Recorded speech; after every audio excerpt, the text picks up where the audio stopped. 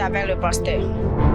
15 minutes avec les pasteurs chaque dimanche à 13h30. Suivez-nous sur toutes les plateformes numériques. Avec comme présentatrice, la sœur Émilie Kalila.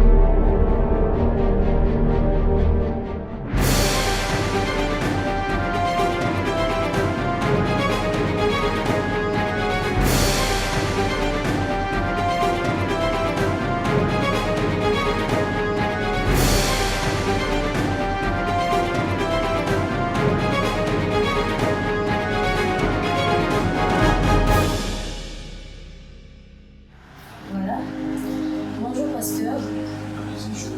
Merci. Nous avons écouté votre prédication. Nous avons compris le message qui était dedans. Mais pouvez-vous nous parler d'une manière synthétique qu'est-ce qui a consisté la prédication d'aujourd'hui? Merci d'abord pour la question. Le thème, nous l'avons tiré dans l'Évangile selon Matthieu, chapitre 7, verset 21, qui dit « Ceux qui me disent Seigneur, Seigneur n'entreront pas tous dans les royaumes des cieux, mais celui-là seul qui fait la volonté de mon Père qui est dans les cieux. » Nous voyons ici que le Seigneur Jésus parlait de ceux qui l'appellent, qui l'invoquent, Seigneur, Seigneur. Nous avions dit que le fait là de répéter 2 fois Seigneur, Seigneur, cela montre que c'est quelqu'un qui était en train de prier et de supplier. Et la question était aussi de savoir qui sont ceux-là qui crient, qui appellent Jésus Seigneur, Seigneur. À vrai dire, il ne s'adressait pas aux païens. Donc c'est aux chrétiens qui appellent Jésus Seigneur. Ce sont les chrétiens. Maintenant, il dit que ce n'est pas tous ceux-là qui l'appellent Seigneur qui vont entrer au ciel. En bref, on dirait qu'il voulait dire que ce n'est pas tous qui se disent chrétiens qui vont entrer au ciel.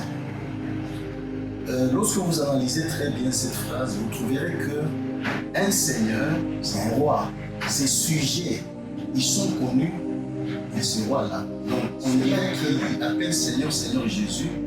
Ce sont ceux-là qui l'ont connu et que le Seigneur a connu. Mais ce n'est pas tous qui vont entrer.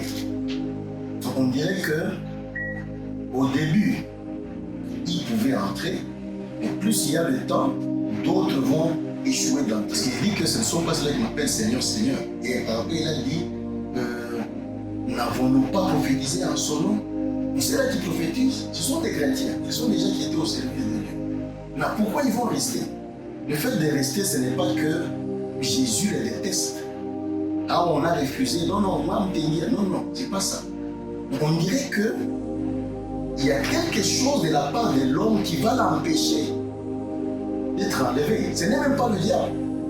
Ce n'est même pas Dieu qui a refusé. Donc, est-ce que Dieu peut destiner à quelqu'un d'entrer en enfer? Non, non. En suivant très bien ce texte, qu'il y a d'autres qui méritaient autrefois l'entrée au ciel, mais qui, malheureusement, par eux-mêmes, ils ne vont plus entrer parce que par leurs mauvaises actions, par exemple. Mais au début, là, ils pouvaient entrer. Plus à l'évolution de la foi, il est arrivé à un niveau qu'il ne peut plus entrer au ciel. Et il a dit seulement ceux-là qui vont faire la volonté du Père. Bon, la volonté du Père, c'est quoi au juste? La volonté du Père, c'est de marcher dans la sanctification, comme nous l'avons dit, de travailler pour Dieu, plaire à Dieu. Voilà un peu la volonté. Si quelqu'un aime Dieu, si quelqu'un sert Dieu, si quelqu'un marche dans la sainteté, donc il est dans la volonté de Dieu. Quelqu'un qui a reçu Jésus, oui, son nom est écrit dans le livre de vie. C'est lui-même qui doit nous faire maintenir ce nom-là dans le livre de vie. Dans les cas contraires, il peut autrefois être dans le livre de vie et à un moment donné, on efface son nom. Voilà un peu la synthèse d'enseignement. Voilà, nous avons compris. Et ma première question est de savoir qu'est-ce qui peut empêcher un chrétien de perdre son identité spirituelle et d'être à quel moment la personne peut devenir candidate de l'enfer? En tout cas, ça c'est une très très bonne question. Quand est-ce que le nom de quelqu'un est inscrit dans le livre de vie? C'est lorsque la personne reçoit Jésus comme Seigneur et Sauveur dans sa vie. Là, son nom est inscrit dans le livre de vie.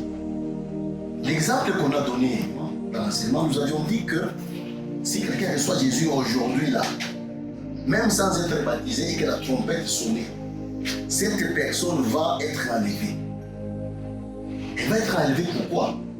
Parce que elle vient à peine de recevoir Jésus et que la trompette sonne. Si c'est fini, son nom est écrit dans le livre de vie.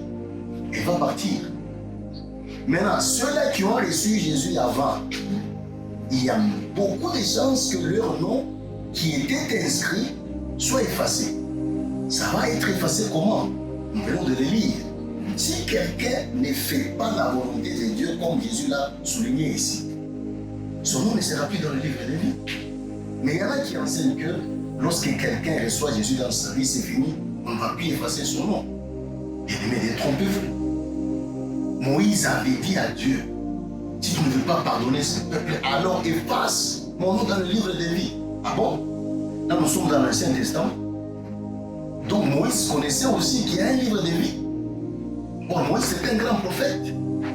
C'est pour dire aux chrétiens d'aujourd'hui que votre nom pouvait être inscrit dans le livre de vie et demain ou après-demain on l'efface.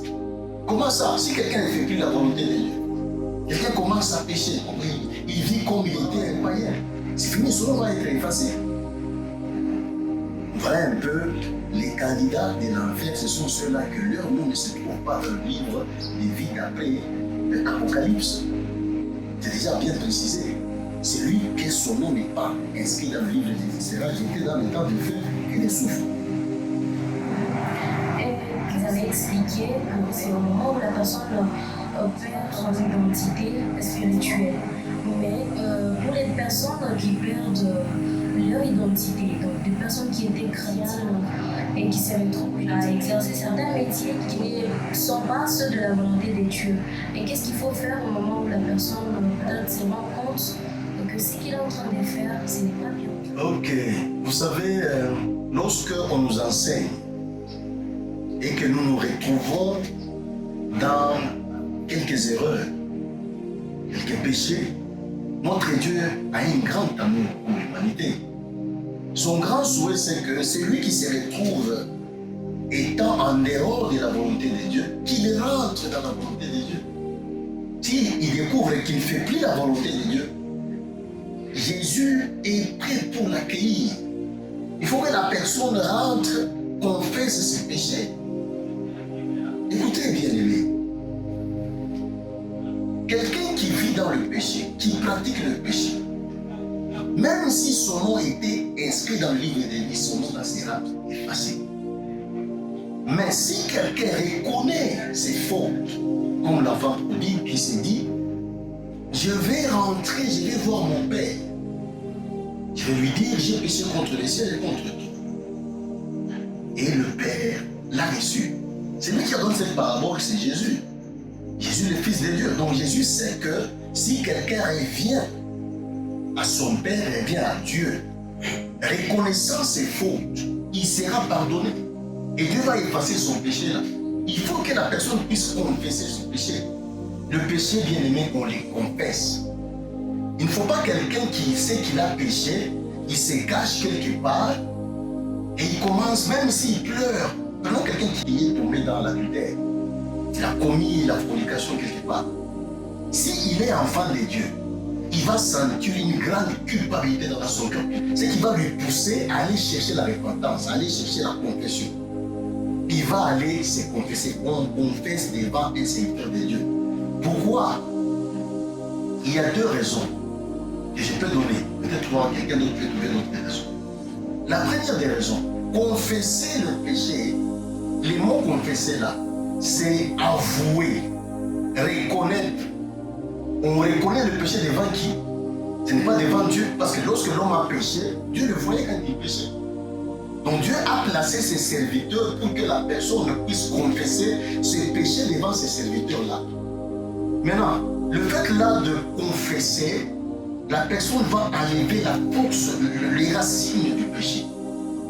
Mais si quelqu'un se cache, prenons quelqu'un qui a commis l'adultère, et il est allé même confesser en bouche là où il est seul, il crie, même s'il pleure. S'il se cache, c'est qu'il va constater, il va retomber encore dans ce péché-là. jusqu'à ce qu'à un certain moment, il ne va plus sentir la condamnation dans son cœur. Parce que la Bible dit, lorsque vous entendez sa voix, n'endurcissez pas votre cœur. C'est-à-dire quoi? Si quelqu'un continue à endurcir le cœur, à un moment donné, il ne va plus sentir la condamnation dans son cœur. Maintenant, on confesse devant les serviteurs de Dieu. Pourquoi? C'est pour montrer que lorsque j'ai péché, j'avoue mon forfait, j'avoue mon péché devant quelqu'un. Dans l'Ancien Testament, on a mené l'animal et quelqu'un prononçait son péché devant, il met sa main sur la tête de l'animal et il confesse son péché comme ça. Jésus a été tué publiquement, c'est à cause du péché. Mais on ne dit pas aux hommes de confesser le péché en se cachant. Pourquoi? Et la deuxième des choses, lorsqu'on confesse devant le serviteur de Dieu, il va connaître la faiblesse de la personne et il va commencer à intercéder, à prier pour la personne.